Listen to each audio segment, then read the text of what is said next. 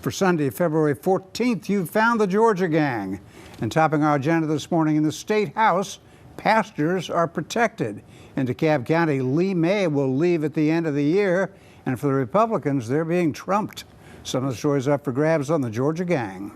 From the Fox 5 studios, the Georgia Gang starts now. And happy Valentine's Day, everyone. You found the Georgia Gang. We're all in a spirit of peace and love, of course, on this holiday. We'll try to keep it all friendly and lovable. You're wearing a Valentine's Day tie. I am. There's a lot of love here. I have my Valentine's Day scarf. Yeah, you do too, Alexis. Yes.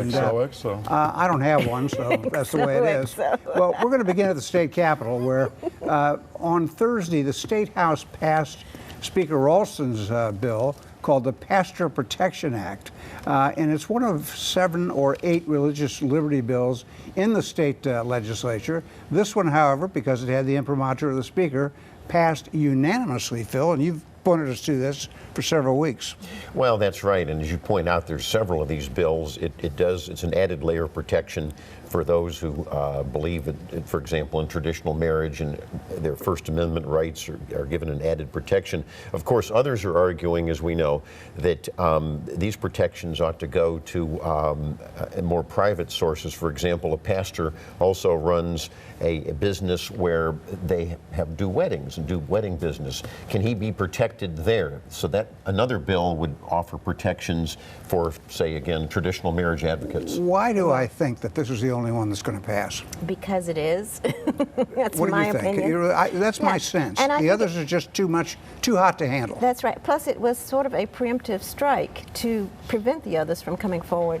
And also because it's specifically tailored to religion and to pastors, not to business, as Phil said that some others wanted to be. And everybody can get behind it, whether you are liberal or conservative. You know, you've got, if you're in the legislature, you've got a pastor in your district who supports this approach. Well, it was Religious Freedom Day at the Capitol the other day, and there was busloads of people who were evangelicals, and of course they're a big part of the Republican coalition. And so I'm not so sure that another bill might not pass. When you have a lot of people buttonholing their lawmakers, things happen. I think it's done. Well, I just think there's too much of a collision among the various bills that have been introduced. I think it's going to be hard for them to settle on one or two or whatever. That's a good point. Yeah, and let's stay right there with that Religious Freedom Day at the state capitol in that new reworked Liberty Plaza. Franklin Graham, the son of Billy Graham, was down there, and I got to say, that was a huge crowd. Well, I was down there that day, and it was packed, and it was overflowing. Several thousand people. That's right. And, on a cold day. It was a cold day, and of course he's going to all 50 states, and he's doing what we all should be asking people to do, and that is to get engaged, get informed, and vote. And that's a good call, I think. And he also condemned homosexual marriage which was and not a good call. transgenders. He did, and you know, there was a lot of black clergy there. A lot of the black clergy of Atlanta was there to support Franklin Graham in his crusade. But I still think that there needs to be a clarification that there should be a separation of church and state. And state licenses marriages, and there are benefits that are due to married couples that should be applied to people across the board. Our national motto is "In God We Trust." Now, I know the liberals don't like that, but that is our national motto. Yeah, well, I don't get the conflict There's no there. separation between church and state with that motto. And see, here's where please. it gets muddied. Rich Golick, who represents the Vinings area in the State House, had a bill that looked innocent on its face to update the Georgia Constitution to mimic the federal civil rights statutes. In other words, Georgia never caught up to what happened in 1964, is my impression from what Golick's bill would do. And Phil, brand new state representative, I'm sorry to say, my state representative, introduced an amendment to include homosexuals and transgenders. Well, that really muddied the waters. We always said that this Taylor Bennett from your neck of the woods in Brookhaven was a liberal. This really goes beyond liberalism. You know, the latest crusade by the political left is so-called transgender rights. You know, getting you know, men and women's bathrooms or predators or whoever. That's the problem. Oh, the language, Phil, don't well, the say language predators. was sloppy. This is the problem. Taylor Bennett had a sloppy piece of legislation. Unfortunately, cooler heads prevailed, and that was struck. Your state representative, Joe Wilkinson, came to the rescue. He did come to the rescue. Matt Ramsey, the majority So while I was whip. embarrassed by what my state representative did, I can then thank you and Joe Wilkinson Well, for doing that's the right thing. Common sense prevailed. Well, I don't know if that's common sense. I or don't think not. even your position you prevailed. wouldn't have liked the language there. Well, I don't know if the language could have been better, but the idea is that people's rights should be respected, and people should be treated equally under the law. You know, this I think happened. that it's great that in 2016 that we're finally catching up with 1964 civil rights statutes. So boys can use girls' bathrooms in school? Yeah, you're not even in favor of that, are you? You're not in favor of boys using the bathrooms at your daughter's I'm school? interested in us, finally getting on the bandwagon 50 years later. Well, Well, no. very typical of There's no Georgia. disagreement from us on that. Yeah, you're missing his point. I'm not missing the point. Y'all are missing the bigger point, So you're which not for- is we're 50 years behind. Well, we're getting Federal it law fixed. settled it. Yeah, well, the federal law did settle it, but we're fixing it. Right, okay. It's a matter of text. At least 50. Now, every year we do this. Big things flow by, like the budget and spending and transportation, and we get caught up in these little things, like boys using girls' bathrooms. And another one now, we want to have a driver privilege card for illegal aliens. And none of them are going to support that except the far left, right? You know what? It's a compromise bill. It's Senate Bill 6. Unfortunately, Georgia gives driver's licenses to illegal aliens, and of course, the problem with that We is do? we do, and the problem Most is states do. a lot of them do. You're right. I think about a dozen, Jeff. You're right. Unfortunately, and of course, it leads to voting abuses. It leads to them using public benefits. So this is a compromise. The state would issue, as you say, a driver privilege card. It says right on there for an illegal immigrant, and it says you can't use it for voting and for public benefits. So if those in South Georgia, there's a senator named Tyler Harper. He's bottling this up in his committee. He represents agricultural interests. So if he wants his illegal immigrants to drive his produce, they can use this card, Nick. Well, I think he's got one thing in mind, and there have been other things attached to it that he objects to. Isn't that the idea? That's correct. There's other things on there, including banning in-state tuition and having Homeland Security enforcement measures. Okay, now on the issue of President Obama and the state of Georgia, he released his budget this week. And by the way, before I go to that, I read a story this week. 40% of the driver's licenses in the state of California belong to illegal aliens. 40%. And to Jeff's point, they just allowed them to have state driver's licenses. All right, let's go back to President Obama. Which speaks to needing to have because his budget, immigration which was reform. released this week, really shortchanges the Port of Savannah. And the howls came from Johnny Isaacson and from David Perdue. And they're going to have to work during the budget process to take care of that. This could set that port back years. And I thought they had a deal with the president. Remember, Alexis, Yeah, we thought that. you had thought that last week, and it was too little too late. Obama and Biden, stabbed us in the back again. I will say there's some good news. The Army Corps of Engineers is dipping into some of its discretionary funds, and they say we can go one more year in progressing with the port. And interestingly, the country of Panama, one of the reasons they said we're going to be widening our canal, and by the way, the canal in Panama is almost widened this month. Right. It's almost ready, and that's why they were hoping Savannah would be ready. My understanding is that we've got now $85 million in federal support for the dredging of the port, of the Savannah River for this. $85 million in federal funds, and we need some state funds in there too, Well, right? the state's Well, put the it- state has been putting in hundreds of millions of dollars. Well, the Jeff. state very well should. Oh, yeah. All right, one Okay, last We need so to more say that federal the money. Obama administration is not supporting this effort is patently Well, that's untrue. that's We gotta get out. $85 million is a lot of money. That's nothing. We got to get out. We should note on the state level that the feds took down 45 corrections department officials, mostly jailers in the state's prisons, for facilitating illegal drug transactions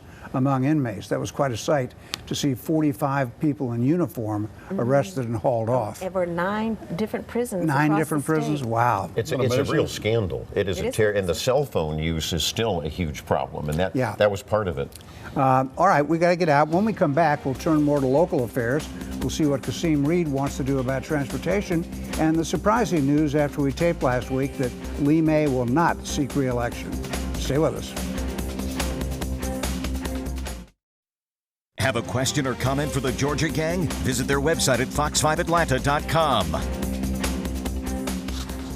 If you're following the various efforts to improve transportation and to raise taxes, you might be a little bit confused over what's going on. I am. I have to step back every time I consider it. But what we did see this week was Mayor Kasim Reed of Atlanta deign to join the other mayors who have been meeting for about a year to figure out if they will levy another 1-cent sales tax for transportation. The mayors of the other cities in Fulton County had reached a compromise, and Kasim Reed came in and turned it upside down. What do you think? Well, you know, the mayor made a good case for his position at the press club gathering last week, you know, where he pointed out several things. One being that a year ago, we raised $1 billion in taxes at the state level for transportation. And part of that was a message to MARTA that it had to wait, right? Mm-hmm. And now we've got a message from these folks that MARTA's got to wait. And I think that the other issue that the mayor has a serious problem with, and why he has not participated in these meetings, is, according to him, they mirror the county unit system. You got a mayor in Chattahoochee Hills with 2,000 residents, and he gets the same vote as somebody with 475,000 residents in the city of Atlanta.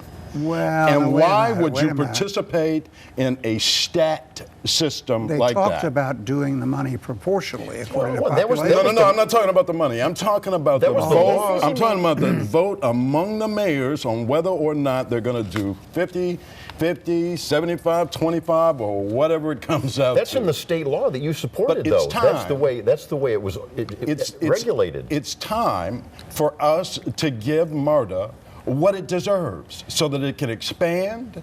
He also pointed out, you know, millennials and the fact that they really don't drive. They don't. And they're using Thank transit goodness. more than, well, yeah, I guess, thank goodness. But you know, it takes 10 years to get these projects online in the first place. Jeff, if you keep pushing MARTA back farther and farther and farther, we'll never get this thing done. Well, there's a simple truth. Well, go ahead, you make your point. Here's the rest of the story. The mayor wanted a 50-50 split between MARTA and between road repairs. That's what the mayor wanted, and he came into the meeting. The other mayors said, no, let's have 2/3, 1/3. Let's have MARTA is not ignored. It just gets less money.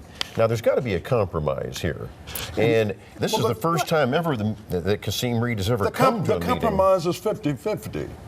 Well, you know what? No other mayor wants that. No other mayor I'm wants going to that. change the subject. But that's the point that Jeff is making, that Atlanta's mayor represents the majority of the folk in the county. Well, here's what's going to happen. If one mayor objects, nothing is going to happen. Well, and so Kasim Reed in Atlanta get nothing. You know, the other part of this is you got to point out the politics of it all, right? This is a referendum in November.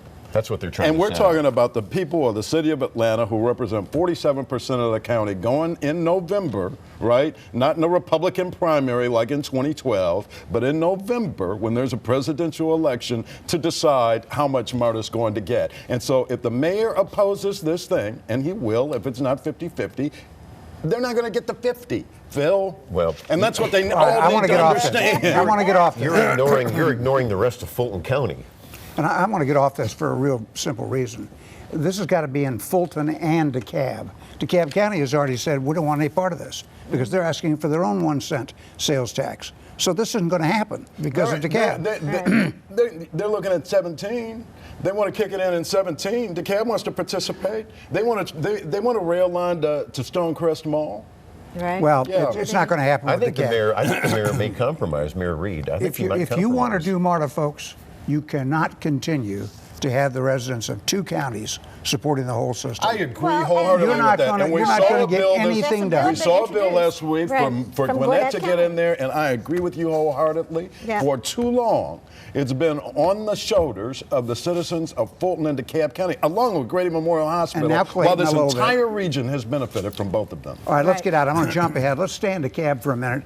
I'm sorry that he did it after we taped last week, but Lee May, the interim chief executive, announced that he would not run and that he will throw his support to Michael Thurman, the former interim school superintendent. We had some interims around here. Of course, this comes at the same time a bill was dropped this past week to do away with the chief executive's position. That bill by Scott Holcomb, a Democrat. You seem to foreshadow Lee Mays deciding to opt out of office. Did you see that coming?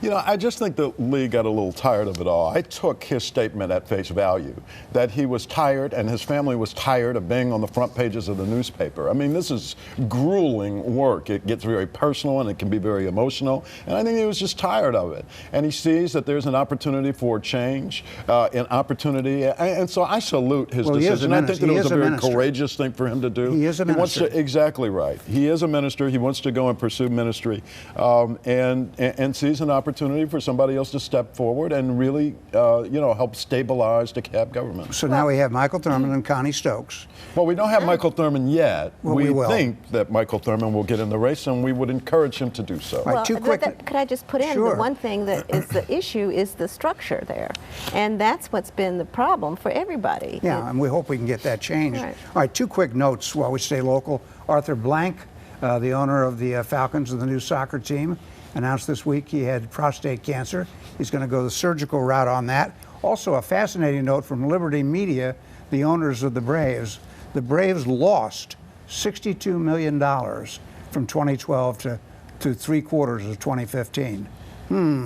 Just wait till they get in go. Yeah. Wait till They this- also lost a lot of credibility on the statue, but we'll talk about that Well, later. That is true. well, just think what they're going to lose this year. Their last year at Turner Field with a roster no one can name. All right, when we come back, politics. Stay with us. Have a question or comment for the Georgia Gang? Visit their website at fox5atlanta.com. Before we turn to the always entertaining presidential primaries, another note really from Washington. It seems to me that the gridlock up there is starting to break up in the sense that the House and Senate are passing things, and I know Obama will veto them, but at least things are moving. And I noticed this week that Tom Price in the House, David Perdue and Johnny Isakson all got behind a bill to essentially replace Obamacare. Now that's surely to be vetoed, but it's interesting to see the wheels of government are moving as they have in the last few years. Now we've got South Carolina presidential primaries coming up in 10 days for the Republicans, and for some reason the Democrats vote a week later. That's right. It's odd to me, but and as we look at South Carolina, we're fresh off a debate Thursday night among the two Democrats. I hate to say it, I thought it was so boring, and I thought Bernie Sanders showed his age, and I thought Hillary Clinton backed off from the screeching she did after New Hampshire. Well, I thought it was an interesting, when you heard the talk about wage stagnation over the last 7 years, the fact that the economy is not moving, that's not a Republican point. That was Bernie Sanders talking about that, Obama and Hillary Clinton. I thought that was devastating. Well, it's not devastating, it's just a fact. And I think but there's black families have differences. lost half Well, there's their- differences of opinion about how to solve it, and that's where the differences really come in.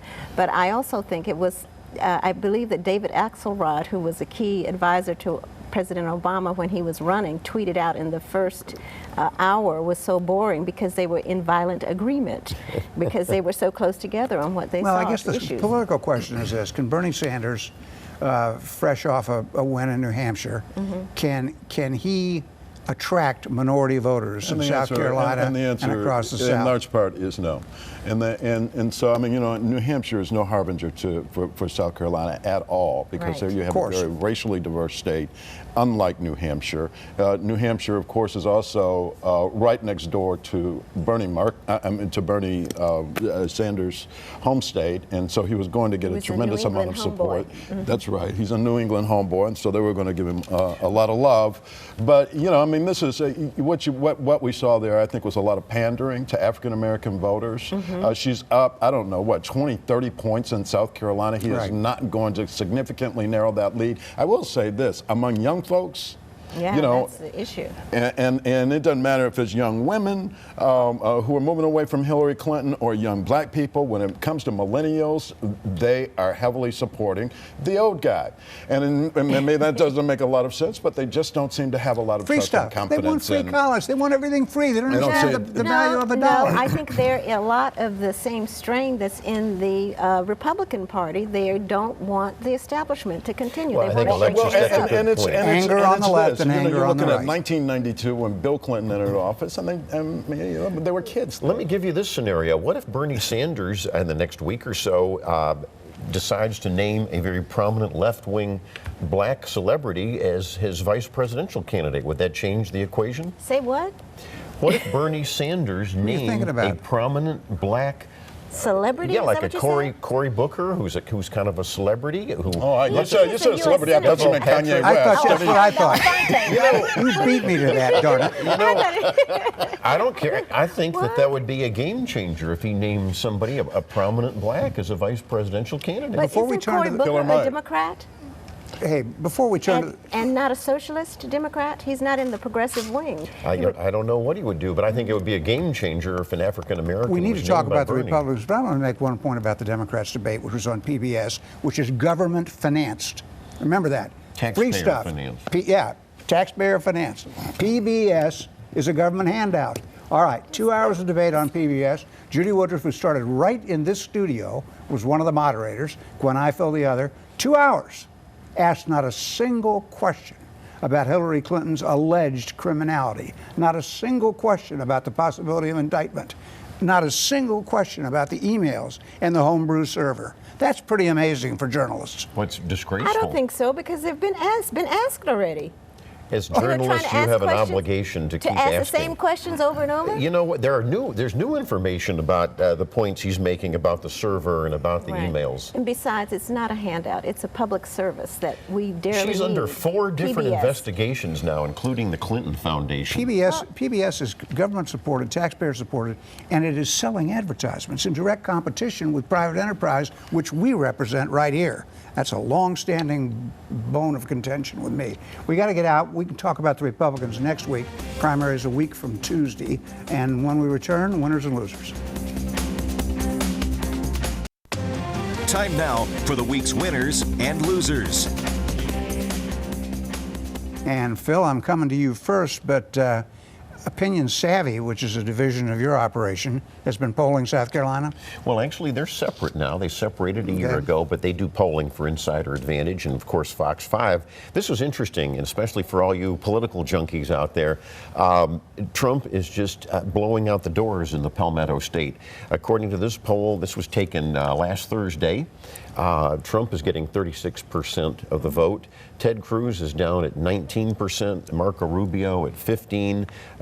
Bush is at 11%. Kasich is down at 9%, and Carson is 5%. So it looks like another big triumph unless something happens. And every poll seems to indicate that's right. All right, winners and losers. Yeah, I wish, my loser was the Super Bowl last week. I wish we would keep all politics out of that halftime show. I don't care if it's from the right or the left. I just want to see entertainment. So that was, the Beyonce and all of that, that was just a loser. It's very entertaining. And my winner is 13 Hours. Go see that movie. It's about Benghazi. And about those American heroes. Go see 13 Hours.